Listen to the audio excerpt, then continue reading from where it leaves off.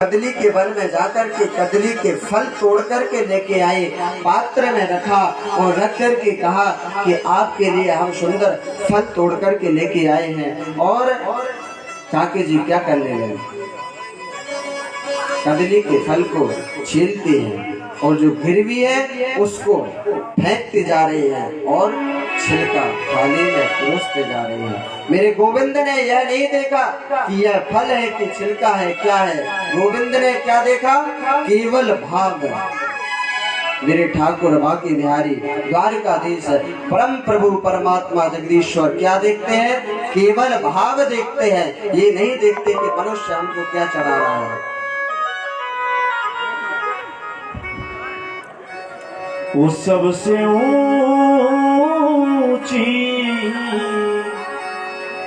प्रेम सगाई, सबसे ऊंची प्रेम सगाई, सबसे ऊंची प्रेम सगाई, सबसे ऊंची प्रेम सगाई, सबसे ऊंची प्रेम सगाई, सबसे ऊंची प्रेम सगाई।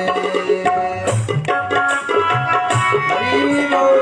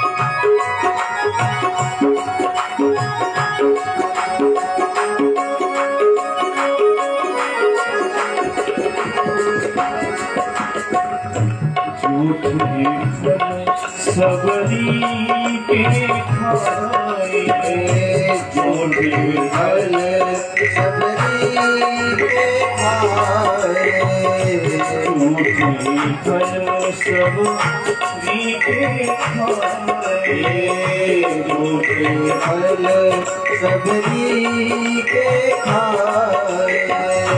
प्रेम विवसी रघुराई हो,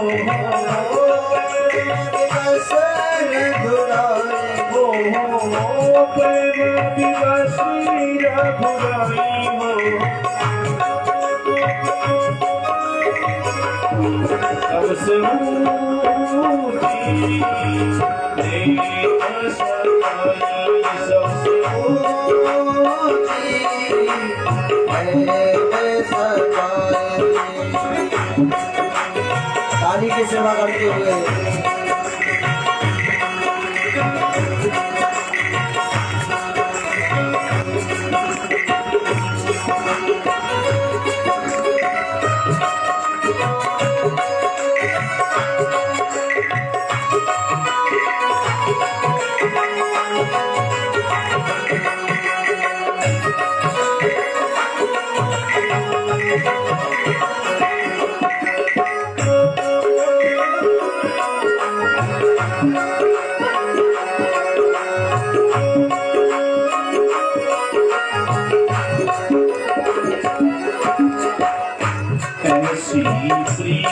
बड़ी वृंदावन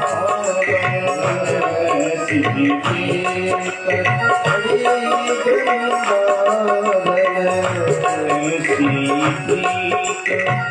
बड़ी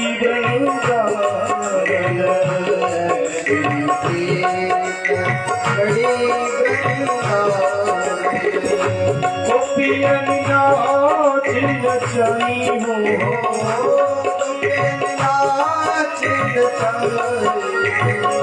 गोपियन नाच नचाई हो सबसे ऊंची प्रेम सगाई सबसे ऊंची सबसे ऊंची प्रेम सगाई सबसे ऊंची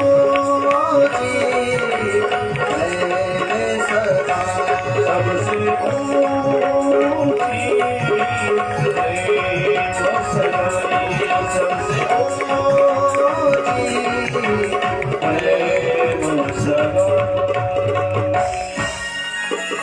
भाव कभू काहूँ मैं भाव ही किशान है।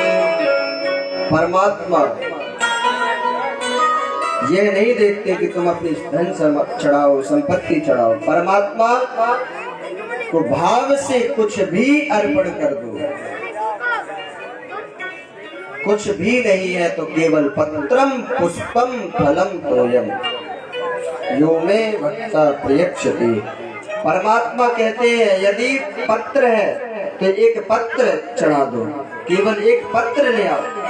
पत्र भी हमें स्वीकार है पर भाव से। मोह कपट छल छिद्र न भावा। कपट की वस्तु, छल छिद्र की वस्तु यदि परमात्मा,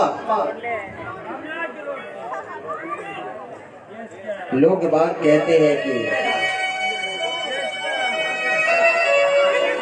भगवान तो पैसे वालों को मिलते हैं। यदि भगवान पैसे वालों को मिलते ना तो ना जाने इस दुनिया में हमसे बड़े कितने करोड़पति हैं। उनके यहाँ तो भगवान क्या करते, चौकीदार बन के खड़े होते। पैसा है, खरीद सकते, कुछ भी करा सकते। लोग कहते हैं तो भगवान स्नान करने वाले को मिलते हैं, जो ज्यादा स्नान करता है, पवित्र रहता है। तो भगवान स्नान करने वाले को जल्दी मिलते तो मछली तो जल में ही रहती है, केवल मछली को ही मिलते। लोग कहते हैं भगवान जंगल जाने से मिलते हैं, तो भगवान तो रोज सभी जानवरों को मिलते ही होंगे। लोग कहते हैं कि वृंदावन जाने से भगवान मिलते हैं, तीर्थ जाने से भगवान मिलते हैं। तो यदि भगवान तीर्थ जाने से मिलते ना तो तीर्थवासी क्या करते, कहीं जाने की जरूरत थोड़ी पड़ती। जैसे हम तीर्थवासी हैं, वही भगवान से कह देते कि हमको इस चीज की जरूरत है, तुरंत पूरी हो जाती है। लेकिन लोग बात क्या करते हैं, एक फल लेकर के आएंगे, एक नारियल। अपने यहाँ पर क्या नारियल चढ़ाते, ज्यादातर प्रसाद के रूप में नारियल चढ़ाएंगे। उससे पहले क्या कहेंगे, भगवान नारियल कितने का है, 20 रुपए का, और मांगेंगे कितने का, 20,000 रुपए। सबसे बड़ी रिश्वत भगवान, सबसे बड़ी रिश्वत। एक कलयुगी भक्त था, उसने सोचा कि भगवान की तपस्या करते हैं। एक महाराज जी के पास में गया, सभी लोग ध्यान से सुने, सभी लोग ध्यान से सुने।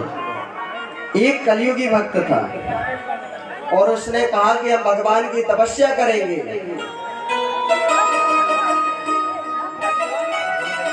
एक महाराज जी के पास में गया, महाराज जी से कहा कि महाराज ये बताओ सबसे जल्दी भगवान कौन से प्रसन्न होते हैं। अब गुरुजी ने उसके शरीर को देखा, पहले आओ कैसा है ये, बाकी में भक्त है कि ये ऐसे ही चलते फिरते रोड वाले। गुरुजी को ऐसे ही नजर आया। गुरुजी ने कहा सबसे पहले ब्रह्मा जी प्रसन्न होते हैं। कहा अच्छा। उसने कहा हम जाएंगे ब्रह्मा जी की तपस्या करेंगे, ब्रह्मा जी को प्रसन्न करेंगे। कलयुगी भक्त कैसा होता है? मूढ़ी तो होता ही है कलयुगी भक्त। गया और जाकर के तपस्या करने लगा ब्रह्मा जी की। ब्रह्मा जी के भी मन में भाव आया, क्योंकि ब्रह्मा जी के भक्त बहुत कम होते हैं। कौन कौन है ब्रह्मा जी का भक्त? हाथ खड़ा करना।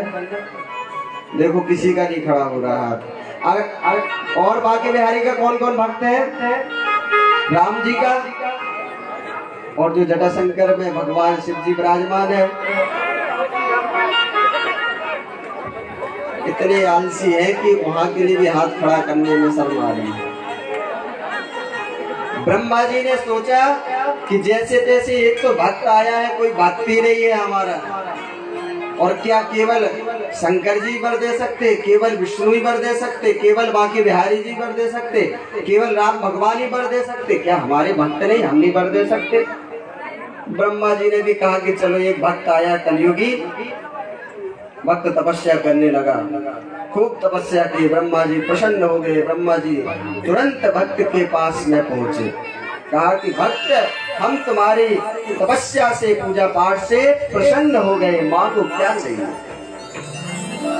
अब वो था तो कलयुगी भक्त ने उसने कहा यार ये तो बहुत अच्छा है, ब्रह्मा जी तो बड़ी ही जल्दी प्रसन्न हो गए। हमने तो सुना है कि कोई पूरे जीवन निकल जाता तपस्या करते करते, परंतु भगवान एक पल के लिए भी दर्शन नहीं देते। शरीर सूख जाता है, मिट्टी बन जाता शरीर, फिर भी परमात्मा दर्शन नहीं देते। लेकिन ब्रह्मा जी ने बड़ी जल्दी कृपा कर दी। वाकई में ब्रह्मा जी बहुत जल्दी प्रसन्न हो जाते हैं। ब्रह्मा जी ने कहा कि मांगो वरदान, क्या चाहिए? क्या शंकर जी बस दे सकते? हमारे भी भक्त हैं, हम भी वरदान देंगे, मांगो क्या चाहिए? भक्त ने सोचा कि ब्रह्मा जी तो कुछ ज्यादा ही प्रसन्न लग रहे हैं। कहा अगर देना है तो हमको एक वरदान नहीं चाहिए, एक वरदान लेके क्या करेंगे, एक तो सब देवता देते हैं। ब्रह्मा जी ने कहा बिल्कुल सत्य बात, सभी देवता एक वरदान देते हैं, हम तुम्हें 3-3 वरदान देंगे, मांगो क्या चाहिए? वह कहने लगा कि हमारी शादी हो जाए। कलयुगी भक्त की सबसे बड़ी मनोकामना क्या होती है? क्या होती है?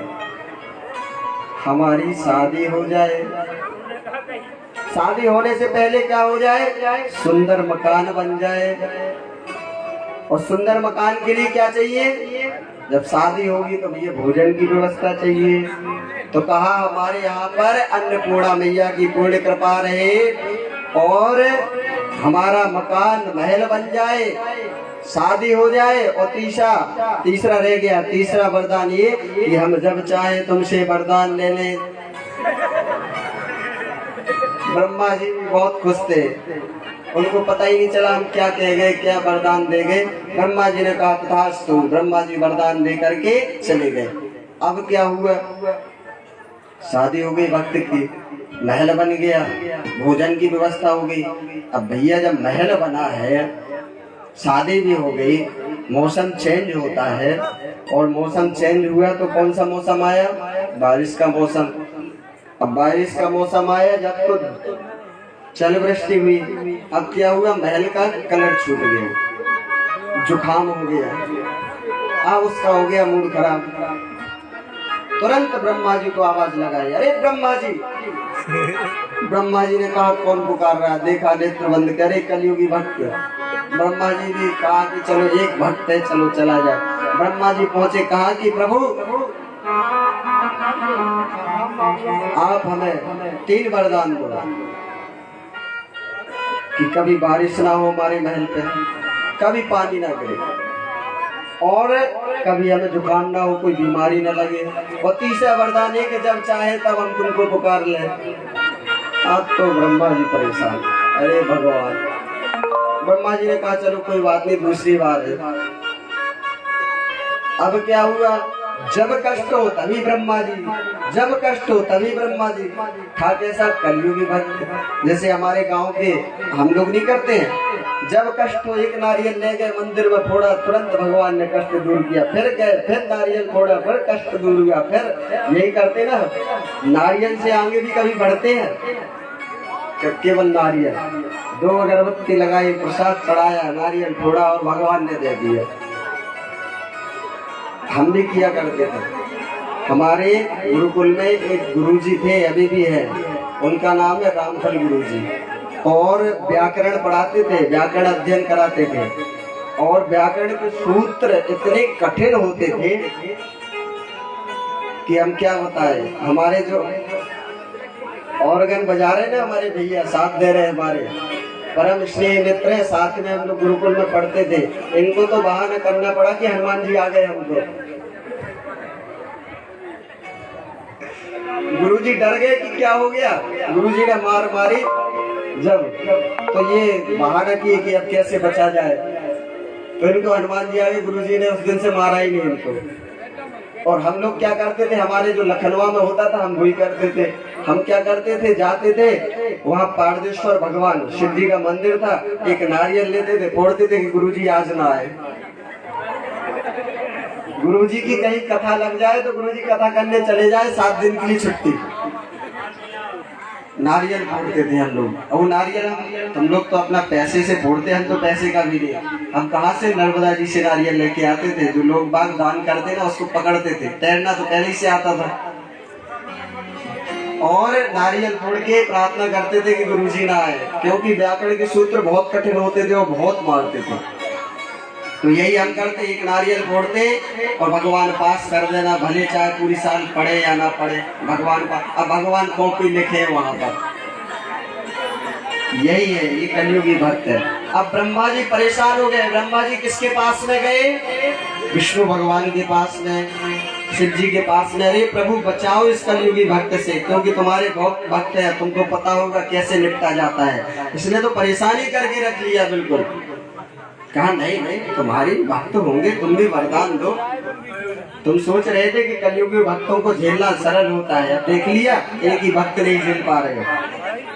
अब जब ब्रह्मा जी ज्यादा परेशान हो गए तो ब्रह्मा जी ने प्रार्थना की और विष्णु भगवान प्रसन्न हुए। विष्णु भगवान ने माता सरस्वती को आज्ञा दे दी और कहा कि जाओ उस कलयुगी भक्त की जीवा पर विराजमान हो जाओ। इसलिए कहते हैं कि सत्य बोलो। सत्य बोलने के लिए क्यों कहते हैं, क्योंकि 24 घंटे में एक बार हमारी जीवा पे माँ सरस्वती जी विराजमान होती है।